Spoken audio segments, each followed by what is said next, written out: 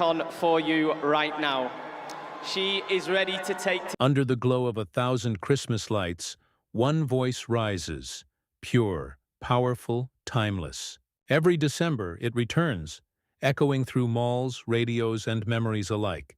All I want for Christmas is you. But behind that perfect note lies a story born from chaos, of a little girl who never truly belonged and a woman who refused to be silenced. Before she became a global icon, Mariah Carey was just a mixed-race child from Long Island, caught between two worlds that both pushed her away. She grew up dreaming of freedom, of a stage where her voice could drown out pain, judgment, and fear. Yet fame would bring its own kind of prison. Controlling executives, relentless tabloids, a world that demanded perfection, but punished emotion. This is not just the story of a singer. It's the story of survival, of reinvention, of a woman who turned her heartbreak into harmony, and her pain into power. So how did Mariah Carey rise from isolation to immortality?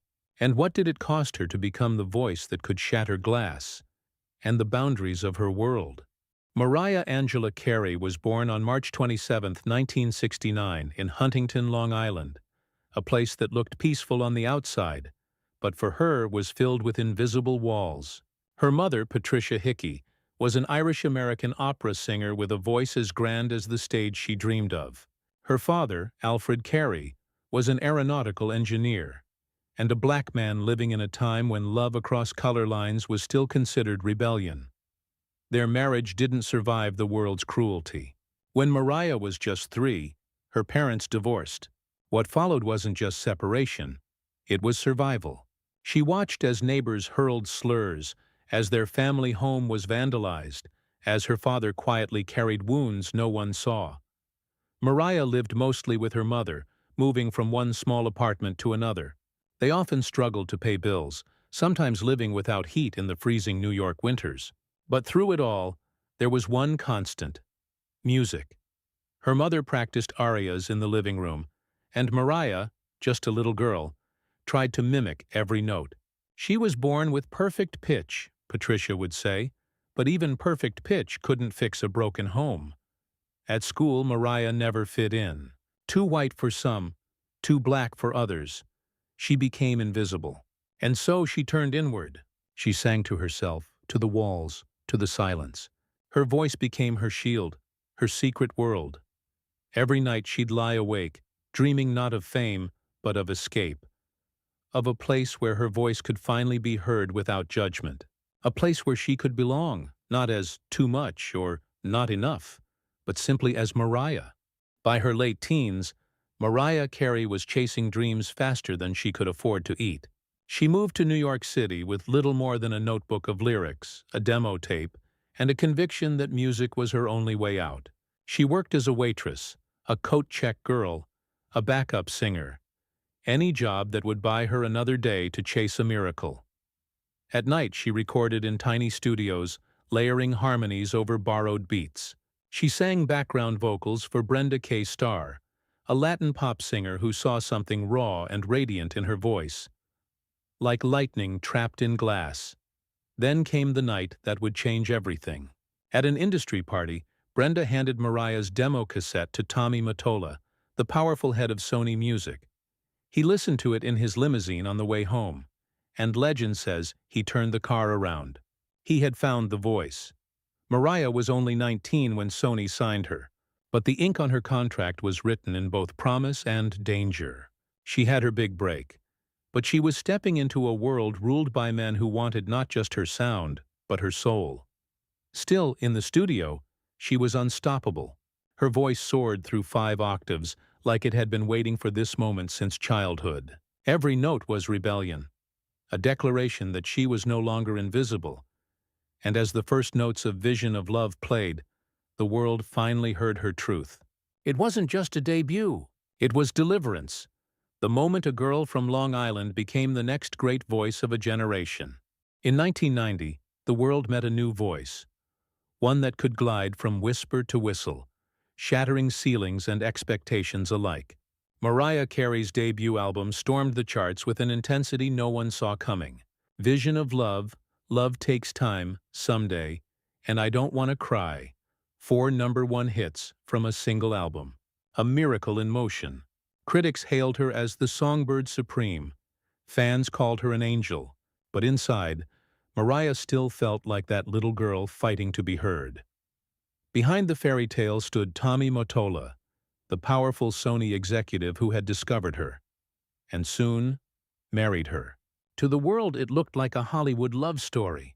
Behind closed doors, it felt more like captivity. Their mansion in upstate New York had cameras, guards, locked gates.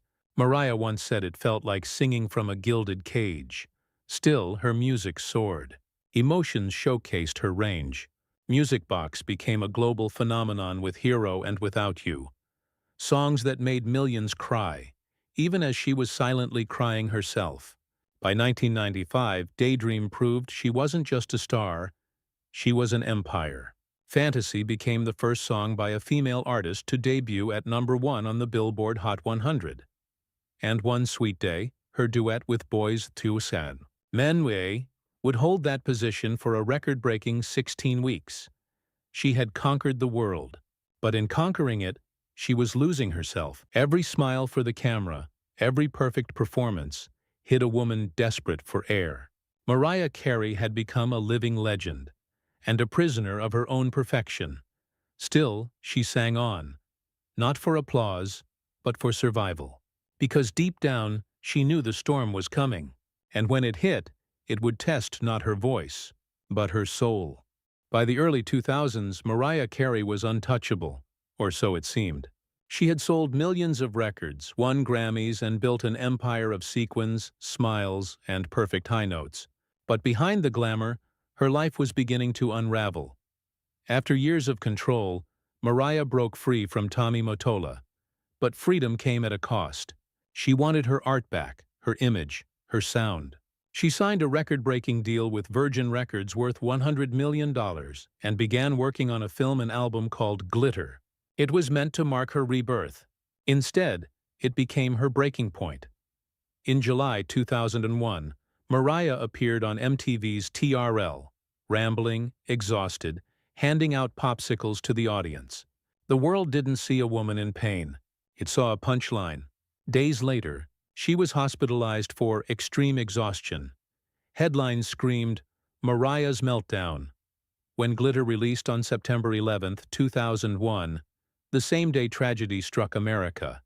It was doomed. Critics called it a disaster. Sales collapsed. For the first time, the golden voice of the 90s had fallen silent. The same media that once crowned her queen now tore her apart. Every flaw was amplified, every rumor exaggerated. Mariah Carey, once the embodiment of control, was now labeled crazy. But what the world mistook for madness was really a woman breaking under years of pressure, trying to find herself amid the noise. In her own words, "If I didn't have my voice, I'd lose who I am." And for a moment, she nearly did. After the storm of Glitter, Mariah Carey disappeared from the spotlight. To many, it looked like the end. Another fallen star swallowed by fame. But for Mariah, it was the beginning of something deeper, a reckoning. She took time away, rebuilt her spirit, surrounded herself with people who saw her not as a product, but as a person. When she returned to the studio, she wasn't chasing hits. She was chasing healing. And in 2005, she released The Emancipation of Mimi, a title that said everything. Mimi was the real her, the woman behind the diva mask, ready to reclaim her story. The album exploded. We Belong Together dominated the charts. It's Like That reminded the world she still knew how to move a crowd, and her voice, that 5-octave miracle, sounded freer than ever. Critics hailed it as one of the greatest comebacks in pop history. Mariah wasn't just back, she was reborn. She had turned public humiliation into triumph, pain into platinum. Awards poured in, but this time she didn't measure success in trophies. It was in peace. The ability to stand on stage as herself, no longer hiding behind anyone else's idea of perfection. And when she sang, "I've got me, baby," it wasn't just a lyric. It was a declaration. The world had tried to define her through scandal and struggle, but Mariah Carey had rewritten her own script. Her story was no longer about survival. It was about sovereignty. She had freed her voice, her heart, and her name.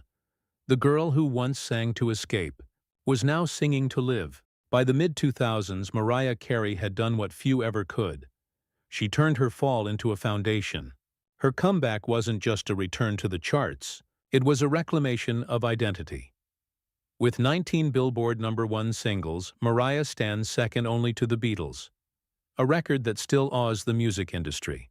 Her range, her control, her songwriting, all redefined what it meant to be a pop and R&B artist. She didn't just sing high notes, she made emotion sound infinite. Artists across generations, Beyoncé, Ariana Grande, Jennifer Hudson, Christina Aguilera, all credit Mariah as a blueprint. The riffs, the melisma, the whistle tones that became today's vocal standard, they started with her. She taught the world that technical perfection could coexist with raw vulnerability. And then, there's the song that never dies, All I Want for Christmas Is You. What began as a joyful holiday tune became a cultural ritual, a symbol of warmth, nostalgia, and the enduring power of music. Each winter, as lights twinkle and snow falls, her voice returns, not as a memory, but as a tradition. Yet Mariah's true legacy isn't just in charts or royalties. It's in the courage she gave others to be unapologetically themselves, to embrace flaws, to find beauty in survival, to sing through pain, and sound glorious doing it. Mariah Carey didn't just change music. She changed how we listen to women who dare to rise again. In the years that followed her triumphant return, Mariah Carey began writing not for charts, but for clarity. Fame had given her everything, and taken just as much. Now she was ready to tell her story her way. In 2020, she released her memoir, The Meaning of Mariah Carey, a book that peeled back every layer the tabloids had painted over. It was raw, poetic, and deeply human. She spoke about racism, family trauma, control, and resilience, but also about forgiveness. For the first time, the world saw Mariah not as a diva, but as a survivor.